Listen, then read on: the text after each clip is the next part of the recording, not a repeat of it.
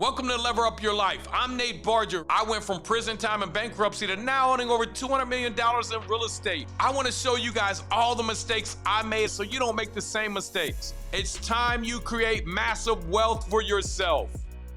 Welcome to Lever Up Podcast, where we're going to teach you guys how to lever up your life. I got an amazing guest on here today, Rob Stein, coming from the state of New Jersey. But he got out of there pre-COVID, and he's down in Texas killing it today. Welcome to the show, Rob. How you doing today, brother? Nate, thank you, man. It is a blast to be here, bro. I really enjoyed our conversation before the recording. It's an honor to be on your show, man. Thanks for having me. Man, thank you, brother. Look, man, I always like to start my show off and ask everybody, because, look, me and you, we've made it, but it wasn't easy, was it? It's an understatement, dude. But look, I want everybody to know that me and you are just normal guys, man, that just happen to make it by failing and picking up and failing and picking up and failing and picking them up. Right. So I always like to ask one question. Rob, You're successful. You're a multimillionaire. You teach people how to crush it in real estate. You teach agents how to lever up their life, right? You teach agents how to get more closing, how to get more leads. 100%, that is correct. And, we'll get into some of the other stuff that you've done. But, man, for any of you agents out here, you need to check out his stuff. Who else can you help out? Not just agents, but who else can you help lever up their life, brother? Yeah, man. I help a lot of agents, but honestly, my book that's coming out, my framework, Impossible to Fail, it's all about, the principles that it takes to launch a successful career. The principles you've used in real estate investing, the principles I've used in, the 4 different businesses that I own. My first one was in music and music composition, and then bodybuilding, and then real estate solo agent, and then a real estate team, and now entrepreneurial coaching. All those things are very different, but they all scale using the same framework. So, I coach business owners in all industries, because the reality is, if you're trying to launch something to a point of sustainable income, when your head can hit the pillow at night knowing that you actually made it and you made a living out of this thing, it's so identical, the framework. And that's what I help people that are like, man, I'm not failing for lack of action. I just need direction. Mm-hmm. And that's what I provide. The blueprint, the color by numbers, no mistaking it. Follow this blueprint and you're going to get it done. And guys, what he's talking about is gadgets and widgets. It doesn't matter. It's all the same. When you set a company up to scale, it's your marketing, it's your cost of acquisition per new customer, it's how you implement and how you scale. It's all the same. So anybody that's struggling with that, check Rob Stein out. He's got some amazing stuff. But Rob is a multimillionaire today, so you probably grew up really wealthy, right? That's what most people think. I did not grow up, and I grew up, I feel like that's a common thread between a lot of entrepreneurs that have not, they want something they didn't have. Mm-hmm. And that's a huge driving force. I grew up, my family was super, super loving. We got along really well. Money was always very, very tight. From my earliest memories, I can remember my dad, who was a relentlessly hard worker, man, being super duper stressed about money. And I remember even at like 8 or 9 years old being like, my family will not worry about this. I'm not going to let them. Yes. And that was what did your dad do? So he's in real estate. So he was, the thing is, he really scaled his income significantly when he got involved in investing. And, for the first part of his career, he was an agent. The market in New Jersey is not stellar. That's one of the reasons we moved here to Austin. He had a really hard time. He did well. He closed a lot of deals, but my mom, stayed at home, took care of me and my brother. And, he was the sole income earner of the family. New Jersey's an expensive state to live in. Eventually, he got involved in real estate investing, and now he's created financial freedom for himself because he just works relentlessly hard. But that happened when he aligned with the right coach, that he implemented the blueprint. And before that, he was just trying to figure it out on his own. But through, learning like, man, I'm just not going to let my family struggle this way. And one thing he always told me from a very young age was like, work for yourself, be an entrepreneur, be your own boss. Wow. Answer to no one. Wow. And, Rob, that is, so your dad, man, and he's still around, right? He is, thank God. Brother, I want you to call him when we get off the phone and thank him, because my father, on the other hand, worked very hard was a normal blue collar alcoholic railroader, right? I remember when he came home in 1986 and he was complaining to my mom saying, "Do you believe they're not going to let us drink on the job anymore?" And I'm thinking, damn, and this was how they lived. And so, he had a whole poverty mindset, and it was, if you can't afford to pay cash for it, then you can't. And so, but your dad gave you something different. See, my dad wanted me to get a job on a railroad. Right? I went to selling drugs when I was young. I said, hell, I ain't doing that. You're broke. And so I thought, growing up in a neighborhood that was drug infested, the only way to make money was to go sell drugs. But your father gave you something that was very valuable. He gave you the confidence and the knowledge to go out on your own. And so he did. And he said, "Oh, go ahead." He set a great example for me too, man, because I remember rough weather, snowing. I remember him pulling long ass days, dude, getting home at 7, 8 o'clock at night because he's networking. Same thing when he was building his investment portfolio, relentless networker, just connecting with everyone. But he set the example for me in terms of the entrepreneur mindset and the work ethic. But it still took a while, man. I was a middle school music teacher, dude. Like I didn't just go straight into entrepreneurship. I was a middle school teacher teaching other people's kids and, 60, 65 grand in debt for student loans. And my first business I built from scratch, and it took me almost 10 years to do it. I was able to scale that to about $250,000 a year when I was able to quit my teaching job. And then I was able to take that time and invest my time and money into new business ventures because I saw the unlimited potential of entrepreneurship. But the blessing I did have was certainly not wealth, but it was work ethic and the right example my parents set for me. Well, guys, and he found his why. At 9 years old, you said, "I don't ever want my family to have to struggle with finances." Now, he didn't have a family at the time, but see, guys, what happens to people that become great and people that become wealthy and people that go on to leave a lasting legacy is they don't do it for themselves, really. They do it, they find a why. And so you found your why when you were 9 years old. And so that dream transpired in his mind. But even with that, it wasn't an easy path because you went to college, you got it all into this student debt. Then you went on to be a music teacher. Yep. But your dad told you, but I guess even though he told you to be an entrepreneur, you still wanted to go down the path you thought you wanted to go down, right? So music, specifically the marching band activity, was my first passion. I love marching band. One time at band camp, it's my thing. I love it. And that was really where I found myself and found my friends and kind of found my tribe. And so I just, when I got into freshman year of high school and joined the marching band, I was like, I want to do marching band forever. How am I going to do marching band forever? Well, I knew I wanted to start a marching band business, but one thing, real estate, investing, real estate agency, so many things out there. There's coaching and blueprints you can get. There is not a blueprint for starting a marching band business. It's an extremely Hey, if you come to Ohio, there is, baby. We got the Ohio State Marching Band. Right, you got the thickest band out there. Yeah. But so I was like, what's my avenue to do this? I guess I'm going to be a music teacher and be a marching band director. And so that's the course I went on now. I still played and I still started my marching band business with the goal eventually to build that to scale that I could quit teaching. Because I realized very quickly I have a master's degree in education. And when I was getting my master's degree student teaching, I realized I love teaching, but I don't love teaching kids, and I don't love teaching enough to do it for 30 years. So I started my business with the goal that once I can build that business to sustainable income, I will quit my teaching job.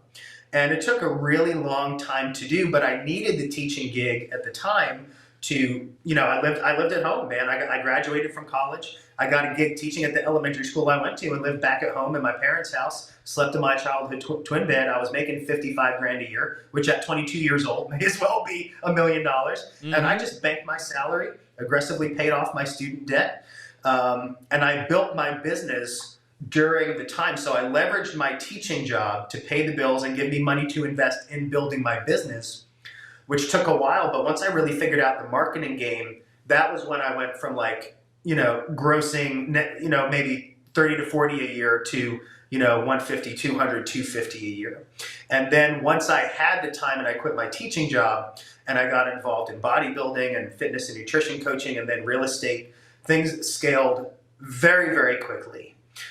Just through taking action. And I think that's where so many people go wrong. They get stuck in analysis paralysis. And when people ask how I've, achieved success or scaled a lot of things that are completely unrelated to each other, I tell them like I'm not special in that way. Like all I do is get the information and implement it as fast as humanly possible. So I can mess up quick, find out what works, what doesn't work, and I don't get stuck, right? I get great blueprints, I hire great coaches, I invest in group coaching. You and I were talking about that prior to going live, just about pay whatever it takes to get the information you need and then implement it right away, because the way it's going to change your life and your finances 10, 20, 100, a million times over. But you just have to take action. You can't get stuck. Can I jump in for a minute?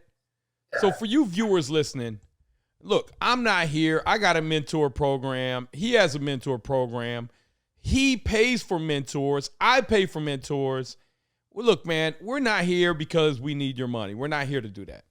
We're here to tell you guys that, look, if you're looking for a way to hack your life. Now, and Rob can answer this better than me, but you went to college. What did college really give you that was going to get you wealthy? It's going to get me wealthy? Nothing.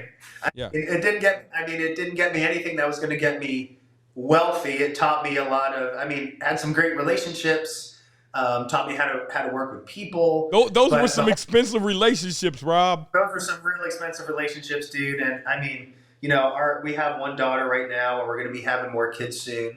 And, I hope they go, and I'm going to push them to go into entrepreneurship right away. I got an 18-year-old on my real estate team. He just graduated high school. He is crushing it. Dude is going to be a millionaire by the time he's 23, 24 years old. And that's the path to take. When you and I grew up, it wasn't so easy to be an entrepreneur. No, we didn't have the same technology and social media where you can literally get your stuff out to the world for free. We didn't have that. How did you get it? There's no excuse now for people not to go into entrepreneurship. How did you find the information back then, which is what I try to reach a lot of older people like 50, 60. I'm like, dude, you worked your whole life. You saved up to have $1 million. You scrounged for pen. You lived – look, man, I ain't going to say you lived a terrible life, but that was the Susie Orman, the Dave Ramsey, save all your money, don't go on vacation, eat ramen noodles. Man, that's a poverty mindset, man.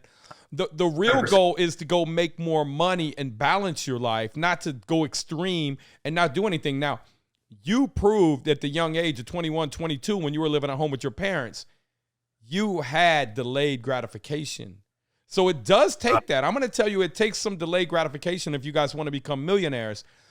But what happens is you start to have so much money coming in, then one day you just realize, you say, you know what? I want to go buy this because I want it, right?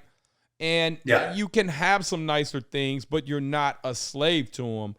When you're enslaved to working to pay for nice things, it's not a good feeling, guys. And so me and Rob want to show you that there is a different way, and that even if you're 50 or 60 years old, that you in 4 or 5 years can become a millionaire through real estate. It's where 90% of millionaires made their wealth. And for those of you doubting and saying, I can't do it, listen, 88% of millionaires are self-made, according to Fidelity, a study they did a few years back. So for those of you that got self-doubt, that's good. That's natural. Me and Rob had self-doubt. But we knew in order to overcome that, we had to find something greater than us, which leads to your why. So your why at 9 years old was something that you thought about. But now today, what's your why? What keeps you going, brother?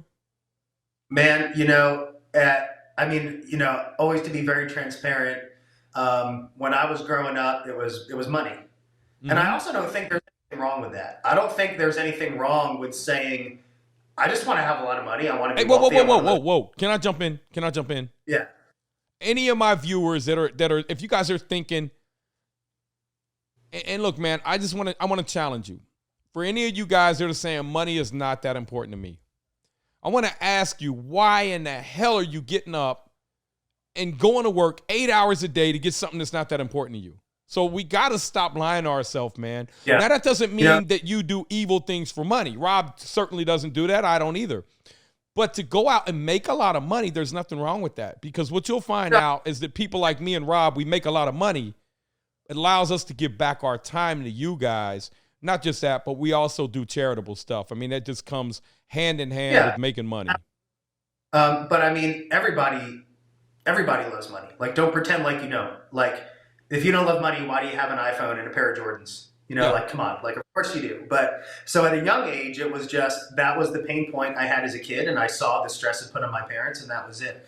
I can tell you the instant I met my wife, my why changed to them, to my family. And Now, did you meet her in college?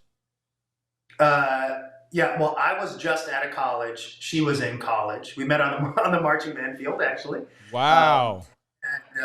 But you know, one of the many things that really made me fall in love with her is just her work ethic. We have a very like-minded work ethic. We are complete go-getters and racehorses in the things that we are passionate about.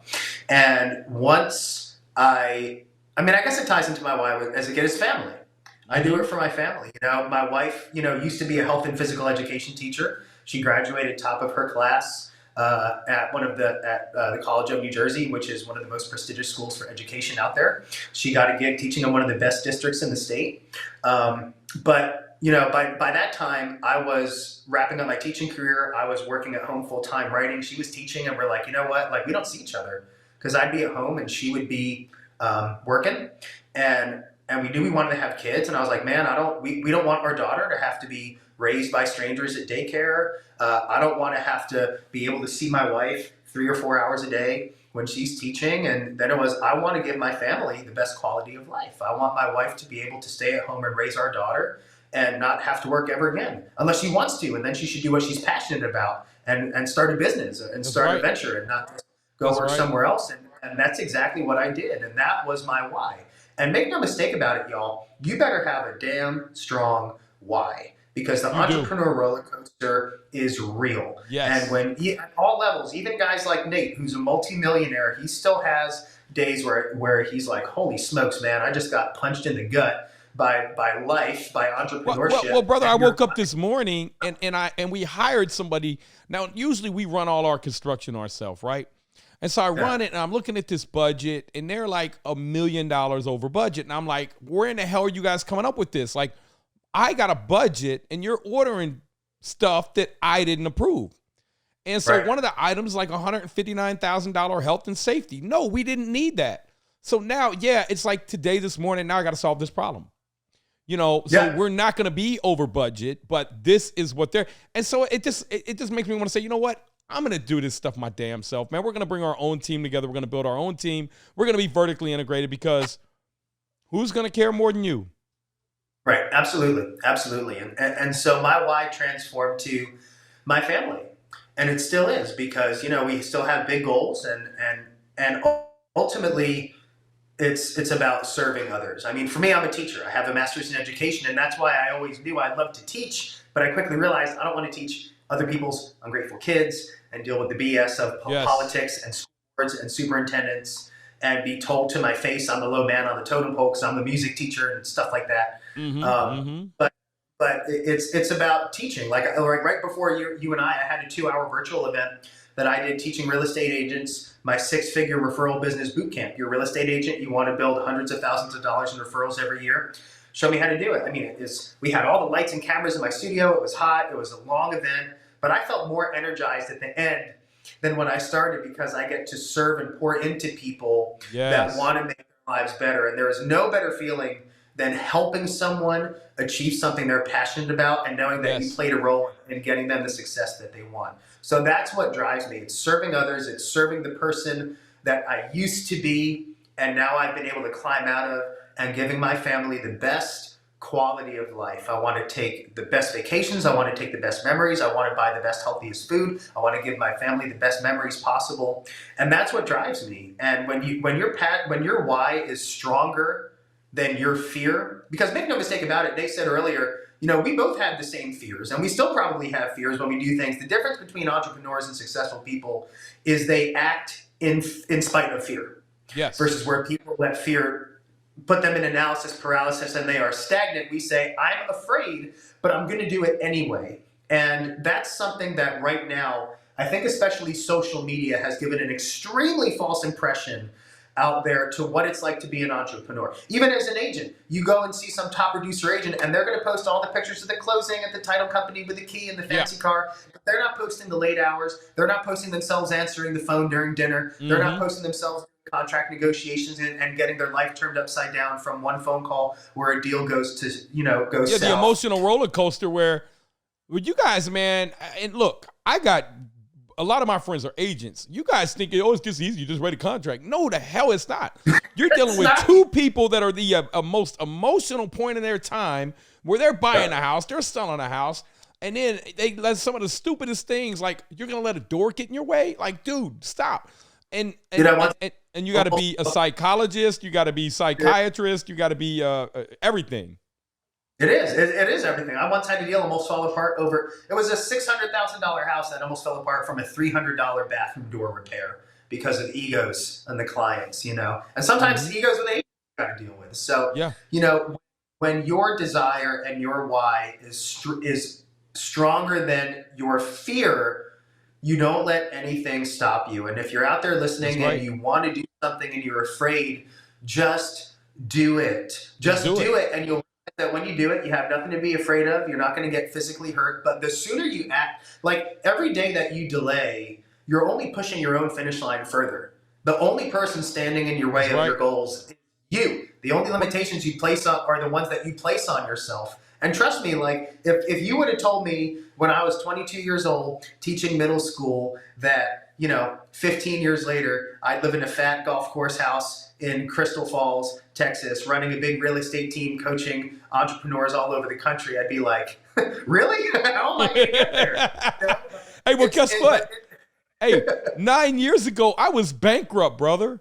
And if you would have told me I was going to have $250 million worth of real estate in 9 years, I would have probably said, that's it, right? Because I knew I learned something invaluable going through my bankruptcy. And I went Chapter 7 bankrupt, which means I had nothing, brother. But there's two things the trustee didn't take from me. Number one, my information that I learned how to do it. And then I thought, oh, well, I failed. Now I know how to do it right. So most people say, I failed. I never want to do that again. I said, hell no. It's like falling off the bike and never getting back on. I say, well, I know what I did wrong that time. And so if you want to be an entrepreneur, I'm telling you, it is not easy. And there's a saying, they said an entrepreneur will jump off a cliff and build a plane on the way down. And I believe that. And so me and him are here to tell you that it is not easy because he didn't really know where to go. He went and he was a teacher and thank you for that too, because teachers do not make enough money at all. That's the truth. They do not make enough money. And my great aunts were all teachers and they let me know that. And they don't, because the amount of time they put in, you guys think, oh, well, they get off this. Man, they don't get no time off. They're at home grading papers. They're thinking about curriculum. They're dealing with parents, some of them who got bratty kids, and you can't whoop them. I mean, it's insane. Thank you for that, brother. I appreciate that. Oh, thank you, Nate. I appreciate that, man. You got teachers spending their own money to furnish their classroom with supplies. Hey, brother, real quick. So my daughter got her MAP test rating back, which is the state thing, but we got it back for this year. And her math went from here below average to above state average and above our school average, which we got one of the highest rated schools. And so she called my daughter. She said, how? She said, well, my teacher took time. And then, so my wife was like, I want to send her something. So we sent her like $500. And then she was just like, my wife cash apped it. She found her number and we cash apped it. We said, is this such and such? And we sent it to her. And then she was like, just in tears, like nobody's ever done anything that nice. So look, if you got it, take care of these teachers, man, because man, they don't pay a lot, but they work their butt off. Their student loans, they're doing this not for the money. They're doing it for your kids, my kids. So thanks again, brother. Man, that's beautiful, Nate. And thank you for saying that. Yep, absolutely. And you said something earlier about, failure and the bike. And one phrase that I repeat often, and if you're listening to this, write it down. If you're in the car, burn it into your brain. Failure is only failure if it is permanent. Okay? Failure is only failure if you quit. So I'll prove it to you by asking you three simple questions. There you go. All right. I'm going to ask you three simple questions. Nate, I'll ask you three simple questions because 9 years ago, you went bankrupt, right? And at some point in your life, you didn't know anything about real estate investing, and now you're a multimillionaire in real estate investing. So let's talk question number one, right? Real estate investing you're really good at. So would you consider yourself a failure at real estate investing? Not at all. Okay, good. Correct. Number two, were you always good at real estate investing, or did you suck at one point, but you got better over time? I would tell you that I must have sucked at one point in time because I went bankrupt. Right. Okay. So you made mistakes, but you got better. Yes. Right. Now that you are extremely successful, looking back on it, would you say those were failures, or would you say those were learning experiences? So that was a Harvard education in real estate where I paid a lot of money and spent a lot of time learning, right? Yeah. And so those things there built me to where now, and somebody asked me, and look, man, I'm going to answer your question. I used to cry. I had no idea how I was going to do this. I was a drug dealer, man. I went to prison twice when I was younger. So when I tell you guys, like, I had no idea how I was going to provide for my wife and my kids at the time, other than A, go back to selling drugs, which I knew I wasn't going to do, or B, figure out real estate. Because I have 4 felonies and been in and out of prison by the time I was 22. Nobody's going to give me a job. So I had no choice but to learn this real estate stuff. And so I stuck to it, and now I'm really good at real estate. And you can put me next to anybody in real estate, and I know it. So now I'm really good at real estate, right? Right. So notice what word Nate didn't use was failure. They were learning experiences. Yeah. So failure is only failure if it's permanent. Otherwise, you're learning, right? So if you're trying, let's say you get involved in real estate investing, you're trying to be an agent. Like, for sure, there were mistakes I made when I got my license, but by making those mistakes, the next time that situation happens, I'm not going to make them anymore. They're not failure. They're learning experiences. So when people say, like, oh, I'm afraid to fail, well, as long as you don't quit, you're not going to fail. And I guarantee you that the proven, guaranteed formula for success, number one, is you got to educate yourself. So you get a coach, you get a blueprint, Excuse me, bro. you get group coaching, and these days, YouTube, university, Google, you can get plenty of free education out there if you just implement. So you get the blueprint. Number two, you implement the blueprint with massive action, relentless consistency, and then let it simmer over time.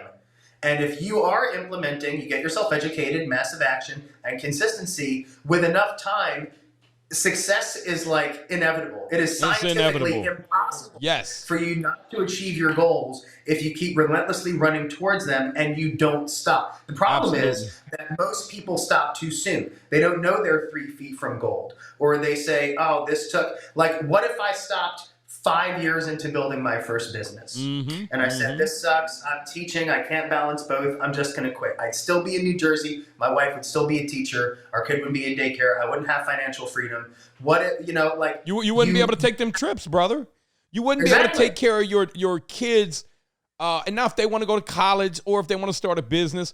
But guys like me and him, we're not talking about our kids. We're talking about our great grandkids. We're setting up legacy trust, dynasty trust. We're setting up infinite banking policies. I mean, when you learn this stuff and when you learn to get this money, guys, I would rather go bankrupt 5 more times than to go have a W-2 job and wait till I'm 70 to retire. I just would, because I will never fail, because I will never quit.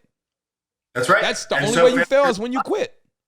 That's 100% right. And people ask me, like, do I ever miss teaching? No, I get to teach every day. I get to teach adults that want to be there and are invested because they're paying to be in the room to get my education. Yep. And trust me, like, if you really want to commit yourself, pay money to do it. All right. Yes. You will be amazed at how committed you are to achieving success when you pay money to do it. The biggest commitments and changes that have ever been made in my business is when I lay down big money to do it. Right. The real estate sales course I built total over the past year and a half cost $130,000 to build and get into the right platform. You think I'm motivated to go make money with that course? Hell yeah! I just spent $130,000 to build it. So but look, how much of your time did you give up to build that?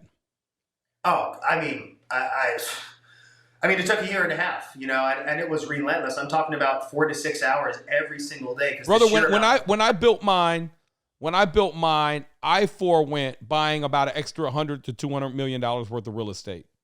So I probably lost out $30, $40 million building mine.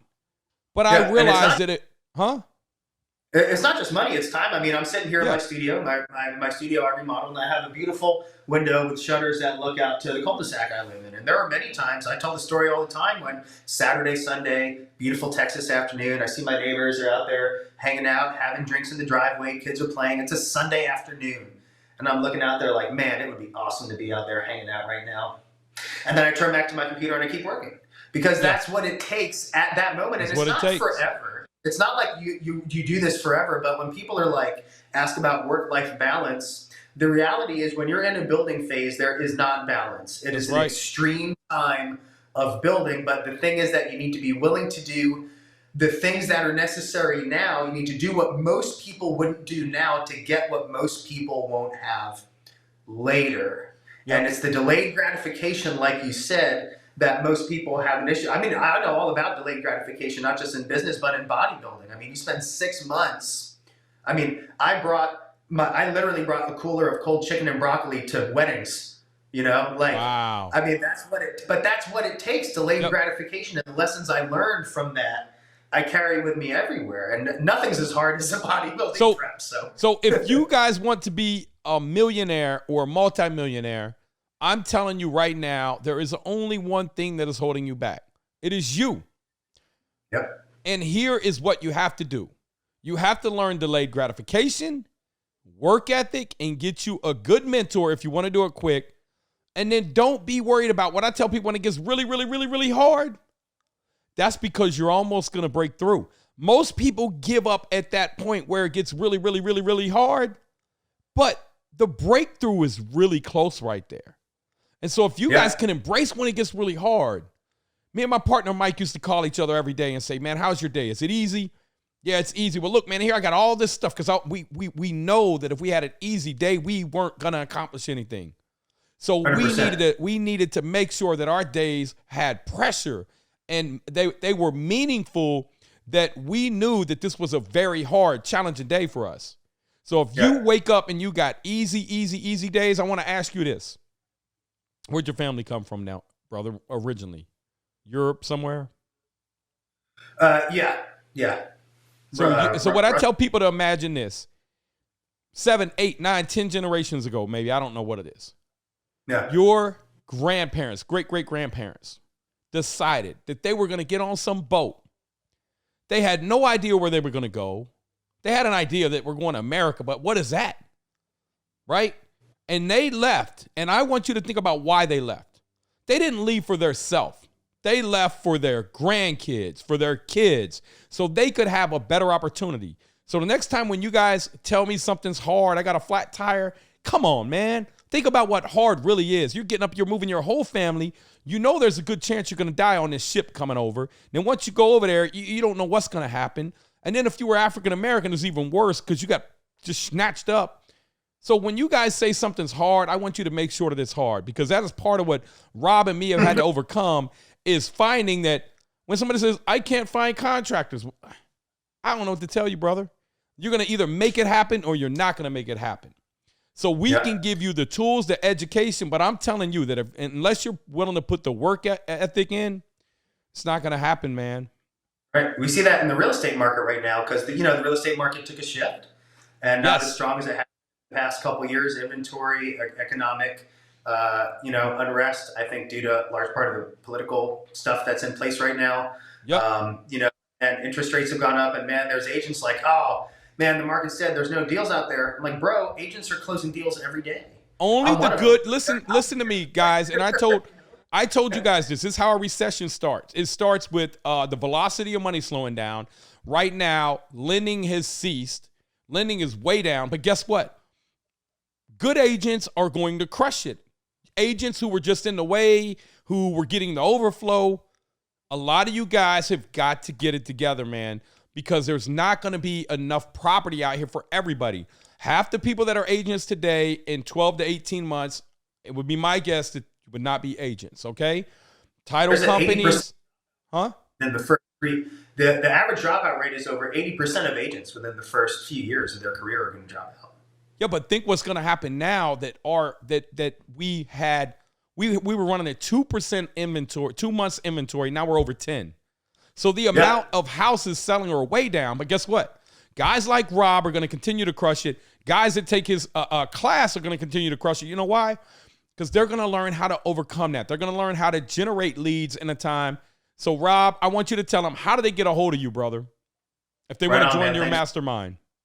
Yep. So there's a few avenues. Number one, if you want to get the best course ever produced for real estate agents, period, taught by a guy, by the way, with a master's in education.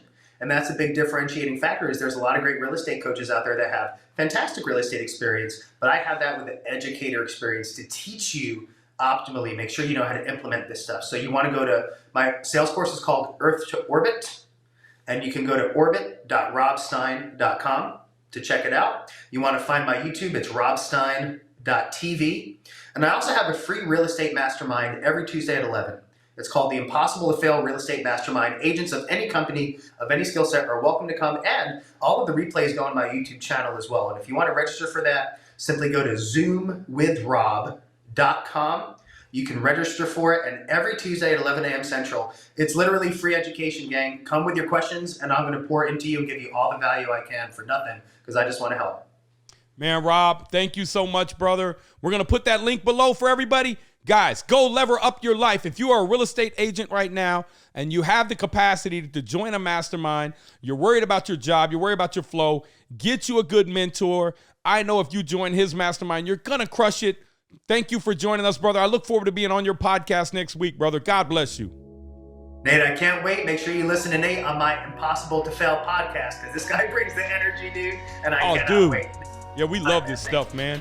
All right, well, thank you, brother. Thanks for listening to Lever Up Your Life. If you could do me a huge favor and go lever up my reviews, leave me a 5-star review. I appreciate it. And if you guys want to keep the conversation going, reach out to me on Nate.Barger on Facebook, Instagram, TikTok, and YouTube. And get in our free Facebook group. We got over 200,000 members. BRRRR Invest. We'll see you in the next episode.